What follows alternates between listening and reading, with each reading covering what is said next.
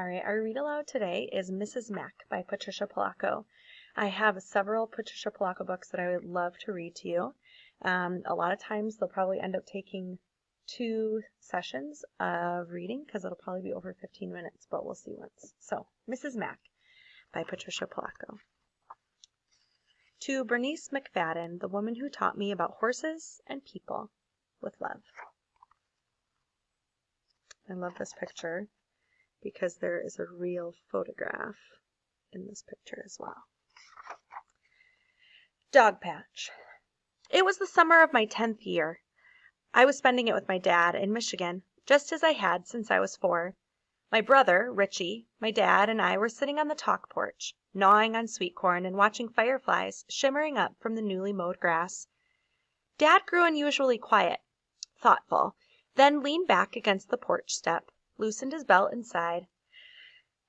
Yes, sir. I think this is going to be the summer, Patricia. I waited for the longest time for the next word, searching his face for a clue. This is the summer that you are going to learn to ride. My heart leapt in my chest because Dad knew my special dream of having a horse of my own.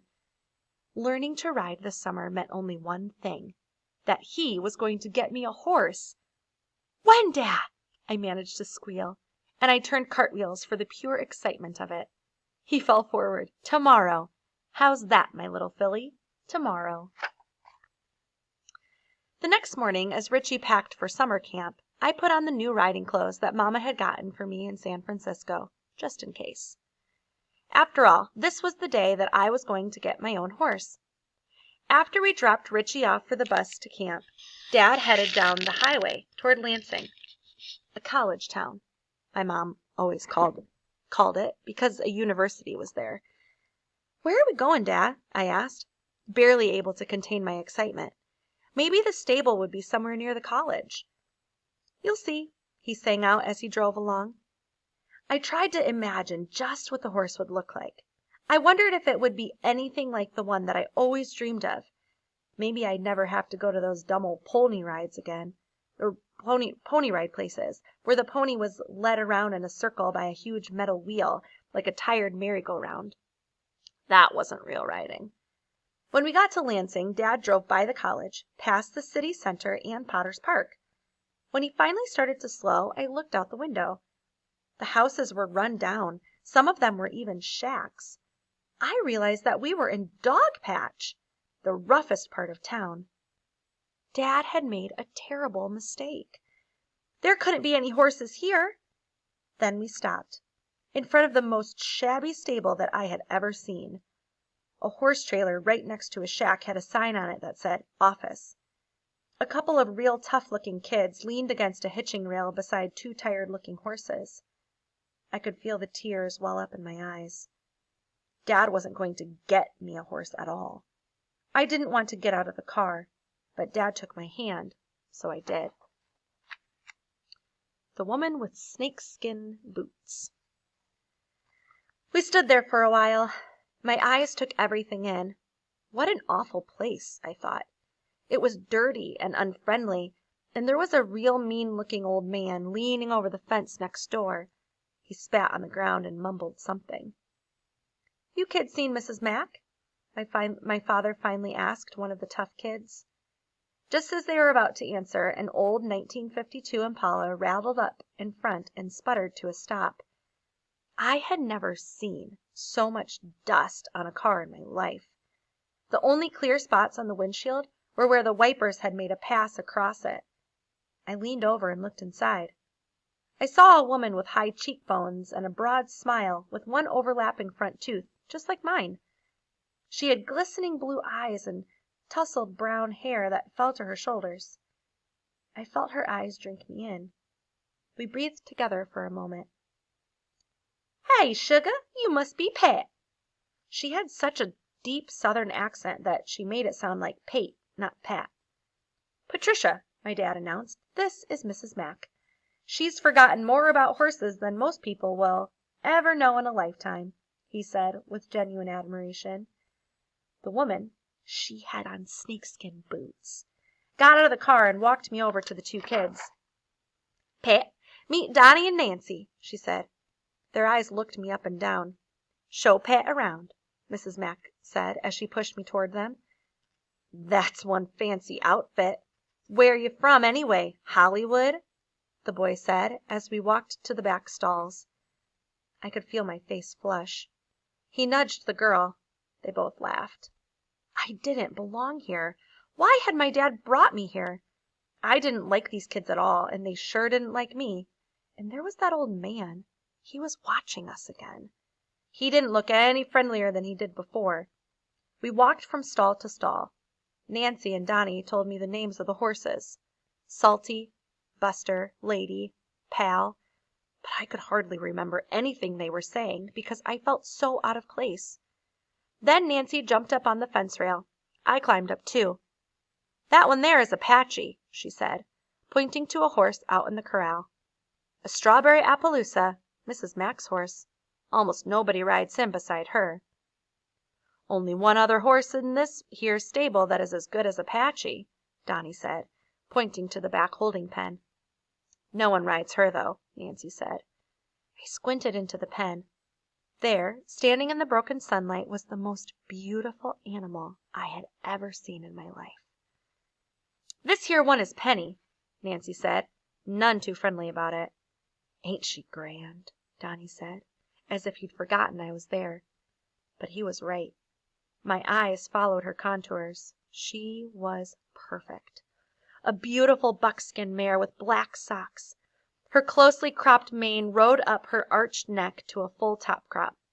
Her tail was short, but she held it as if it had been set up for a fancy horse show. She stood there almost motionless. As the sun danced through the leaves of the overhanging tree, her coat shone like a bright copper penny. The horse took a step. Her muscles danced through her legs. She looked right at me with her beautiful, intelligent eyes.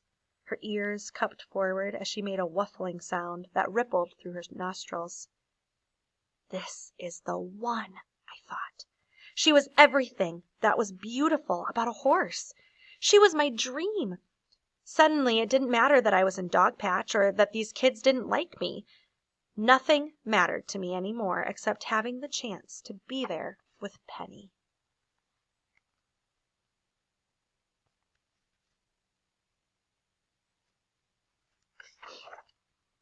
For the rest of that first day, I just stood and watched the bustle that went on around me. Donnie and Nancy ignored me. They took renters on trail rides. Whenever they returned, they went into the office to have coffee. I felt useless. I started to feel lonely, especially when Mrs. Mack left to pick up new bridles. I found myself going back to where Penny was and standing and looking at her and dreaming of a time that I might be good enough to ride her. When Dad came to pick me up after work, I didn't say much, but the next morning I was up bright and early, ready to go. I wore my jeans and a t-shirt this time. No ribbons or rhinestones. "Hey, Hollywood," I heard Donnie call out as we arrived. "You look like one of us today." He smiled, and I smiled back. But Nancy bolted over between us. "She'll never be one of us. Too soft." Then she handed me a pitchfork. "Here, clean out the manure in numbers 3, 6, and 8 stalls. When you're through with those, curry down Pal and Butch. Someone put them away last night without cooling them down and brushing them." Where is Mrs. Mack? I wondered. I shoveled, pitchforked, curried, swept, and cleaned. Sweat dripped down my chin, but I finished my chores before Nancy and cleaned more stalls. "Not bad for a city girl," she sneered. Just then I felt a strong hand in the middle of my back. It was Mrs. Mack. "Nice job," she said. Then she looked at me. "Okay, sugar, let's get you started on a horse today." "Am I going to ride?" I stammered, feeling a little afraid.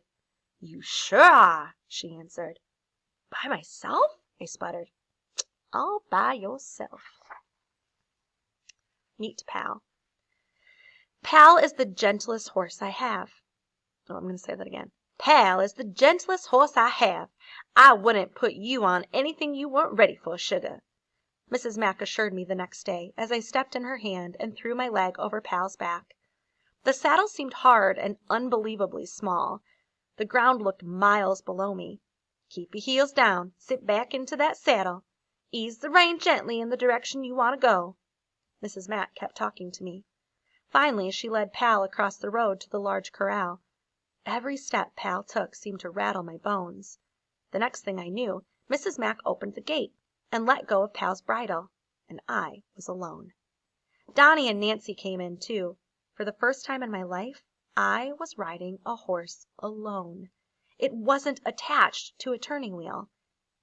"Keep your hands soft, Pet," Mrs. Mack called out from the fence. "And don't hang on the saddle horn, Hollywood," Donnie said, and grinned at Nancy. She trotted around me. They rode so well. I could feel my tears again. Just then I heard Mrs. Mack's voice. "You look like you were born on the back of a horse, sugar." I could feel the sun shining on my face, and I could almost feel my heartbeat keeping time with Pal's plodding steps. One day I would leave that corral and be good enough to ride out on a trail. I would. Every day for a whole week I rode good old Pal in the corral. By the end of that first week, I had learned how to put a bridle on him, saddle him, and even how to back him up. But then, one day, as I was riding Pal across the street, he lurched sideways. I lost my balance and fell off. I struggled to hang on to the reins, so Pal just dragged me along. "It's okay, Hollywood," Donnie was saying to me as he took the reins from my clenched fist when Pal finally stopped. His voice was soft and soothing. "This has happened to all of us." Even Nancy helped me off the ground. "One thing you gotta do is get back on that horse and ride him around the corral one more time, even if you can taste the fear," she said. They were both smiling at me for the first time.